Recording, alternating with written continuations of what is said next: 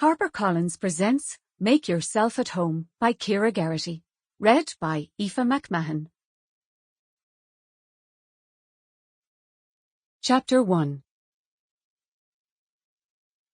Optimistic people might say that the good thing about hitting rock bottom is that there is nowhere to go but up.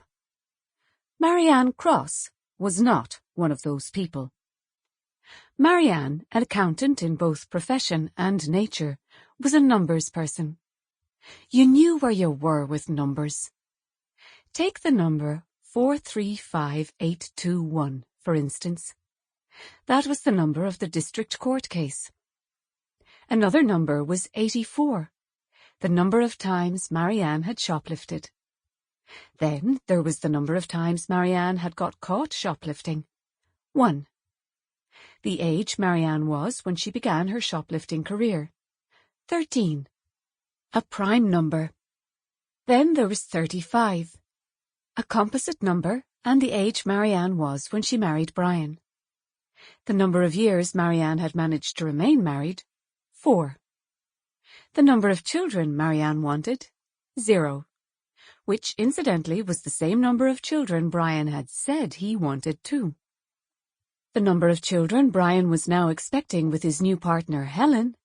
2.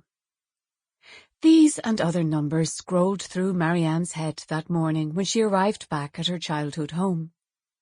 The circulation figure of the national newspaper where Marianne's crime had been reported in the court news column, 79,254. The times Marianne's boss apologized during her "You're fired" speech, 8. The amount of euros by which Marianne was in arrears when the bank repossessed her home, 150,000. Marianne opened the passenger door and stepped out of her mother's ancient Jeep. She straightened, looked at the house. Another number came to mind. This one was 15. Her age when she had left this place. She had resolved never to come back, and yet here she was. That's what rock bottom really meant. No place else to go. Chapter 2. The house was called Ancaire, named for a granite rock on the beach below with the curved top of an anchor. Marianne always thought it was an appropriate name. Already she could feel the weight of it, bearing her down.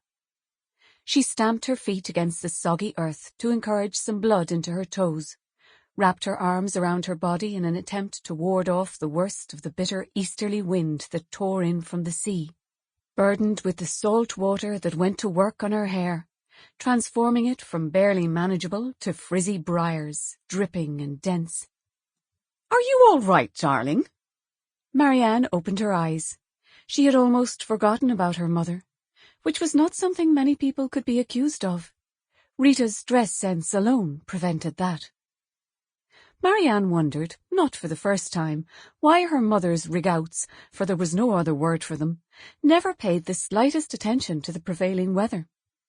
Nothing about her headscarf, a bright snatch of orange silk arranged in a turban around her head, or the sleeveless pink summer dress underneath a blood-red bolero jacket suggested insulation or warmth. And the dullness of the day made her enormous sunglasses foolishly redundant. Rita launched herself in Marianne's direction, stopping in front of her with barely an inch between them, reaching up to settle her hands on Marianne's shoulders. Marianne could smell cigarettes and coffee and the herbal perfume Rita insisted on spraying not only on herself but also on innocent bystanders. She smelled like the sap of the dock leaves Marianne used to rub on Flo's nettle stings when they were children. "Are you going to park?" Marianne asked, stepping away so that Rita's arms hung suspended in the air for a moment. She lowered them, smoothing the material of her dress down the generous curve of her hips. She turned her head towards the Jeep, which had an abandoned look about it, strewn as it was across the grass, its ridged wheels sinking into the muck. It was an old army vehicle, the tarpaulin at the back torn and billowing in the wind like wings, so that the leaking, rusting contraption looked as if it might take flight at any moment. Unlike the enormous rooster, now Sample complete. Ready to continue?